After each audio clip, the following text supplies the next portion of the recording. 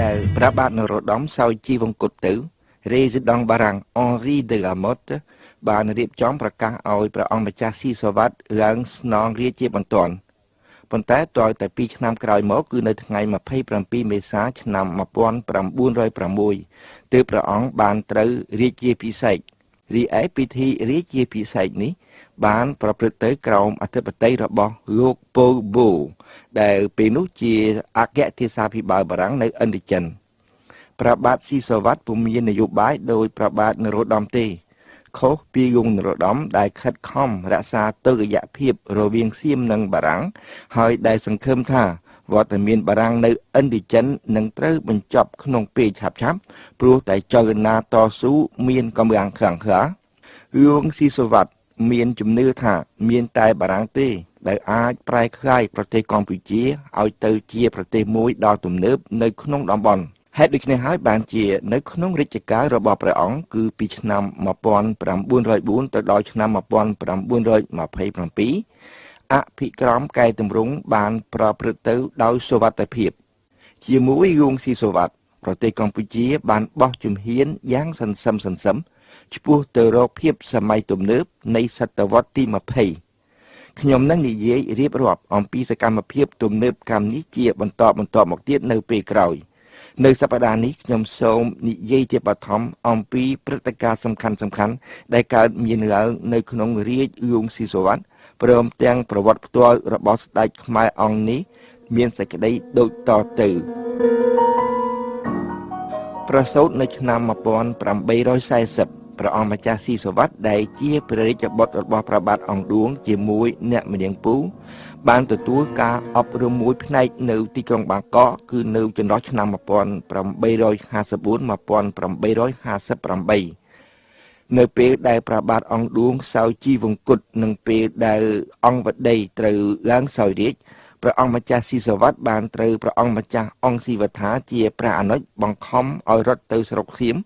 ដើម្បីទុកកន្លែងឲ្យព្រះអង្គធ្វើចលនាប្រឆាំងនឹងយងនរោត្តមតែម្នាក់ឯងប៉ុន្តែព្រះអង្គម្ចាស់ស៊ីសូវ៉ាត់ប្រកែកពុំព្រមហើយបែរជាធ្វើការតស៊ូប្រឆាំងនឹងស៊ីវត្ថាវិញអិរិយាបថនេះពុំបានធ្វើឲ្យព្រះអង្គម្ចាស់ស៊ីវត្ថាអត់ឱនឲ្យបានទេប៉ុន្តែក៏ពុំបានធ្វើឲ្យយងនរោត្តមសពព្រះរាជហឫទ័យដែរ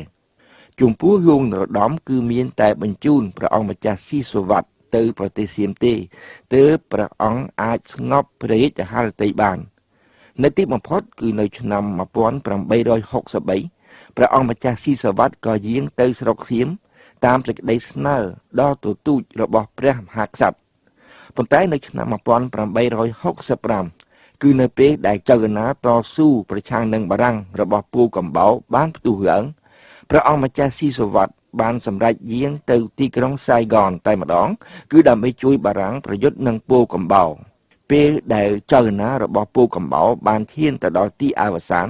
ព្រះអង្គបានធ្វើត្រឡប់មកស្រុកខ្មែរវិញហើយនៅឆ្នាំ1870បានត្រូវព្រះបាទនរោត្តមតែងតាំងជាឧបរាជក្រោមការគៀបសង្កត់របស់បារាំង36ឆ្នាំក្រោយមកព្រះអង្គបានត្រូវឡើងគ្រងរាជ្យស្នងព្រះបាទនរោត្តមប៉ុន្តែនៅពេលនោះព្រះអង្គមានប្រជជន66ព្រះវស្សាទៅហើយគឺនៅក្នុងរជ្ជកាលព្រះបាទស៊ីសូវ៉ាត់នេះហើយដែលបារាំងបានខិតខំធ្វើការគៀបសង្កត់បន្តទៅលើសៀមដើម្បីឲ្យសៀមប្រគល់ទឹកដីខ្មែរទាំងអស់មកវិញគឺទាំងទឹកដីខ្មែរដែលសៀមបានដណ្ដើមយកតាំងពីឆ្នាំ1794ផង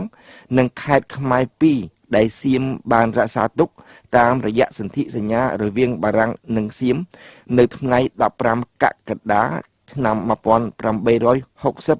ផងសន្ធិសញ្ញាចុះថ្ងៃ23មិនិនាឆ្នាំ1907បូករួមជាមួយសន្ធិសញ្ញាឆ្នាំ1904បានផ្ដល់មកឲ្យខ្មែរវិញនៅមួយភាគធំនៃទឹកដីដែលខ្មែរបានបាត់បង់ពីពេលមុនក្រៅពីខេត្តបាត់ដំបងនិងសៀមរាបដែលបានត្រូវប្រគល់មកឲ្យខ្មែរវិញតាមរយៈសន្ធិសញ្ញាឆ្នាំ1907ទឹកដីមួយផ្នែកទៀតគឺទន្លេរពៅមូព្រៃកោះកុងខេត្តស្ទឹងត្រែងក៏បានត្រូវប្រគល់មកឲ្យខ្មែរវិញដែរតាមរយៈសន្ធិសញ្ញាឆ្នាំ1904ប៉ុន្តែទន្ទឹមនោះ ទឹកដីខ្មែរដែលប្រទេសវៀតណាមបានដណ្ដើមយកមុនពេលបារាំងមកគឺនៅក្រោមរាជព្រះបាទអង្គឌួងបានត្រូវដាក់ឲ្យស្ថិតនៅក្រោមការគ្រប់គ្រងរបស់បារាំងសិនដែរតែនៅពេលដែលបារាំងចេញផុតពីឥណ្ឌូចិនទៅទឹកដីទាំងនោះក៏ត្រូវបាត់បង់រហូតមកទល់សប្តាហ៍ថ្ងៃនេះនៅក្នុងរជ្ជកាលលួងស៊ីសុវត្ថិបារាំងបានបន្តបណ្ដោយឲ្យជនជាតិចិននិងជនជាតិវៀតណាមនៅកម្ពុជាមានសិទ្ធិយ៉ាងច្រើនហឿហួបទៅលើប្រជាជនខ្មែរជាពិសេសនៅក្នុងវិស័យយុត្តិធម៌និងសេដ្ឋកិច្ចយើងនឹងនិយាយរៀបរាប់អំពីស្ថានភាពនេះនៅពេលក្រោយជាបន្តមកទៀត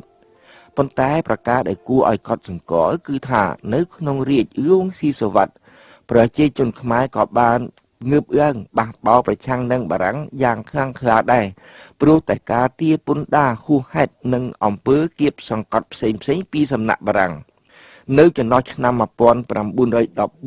1918នៅពេលដែលសង្គ្រាមលោកលើកទី1បានផ្ទុះឡើងបារាំងបានកេណ្ឌខ្មែរឲ្យទៅធ្វើទាហាន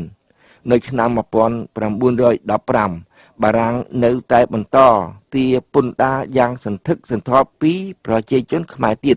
ទោះបីមានគ្រោះរីងស្ងួតរកទឹកធ្វើស្រែមិនបានផងហើយមានទូរភិក្សក្នុងទូទាំងប្រទេសផងក៏ដោយក្តីនៅខែវិច្ឆិកាឆ្នាំដដែលនោះបើយោងទៅតាមឯកសារមួយរបស់ប្រវត្តិវិទូអាមេរិកម្នាក់ឈ្មោះ David Chandler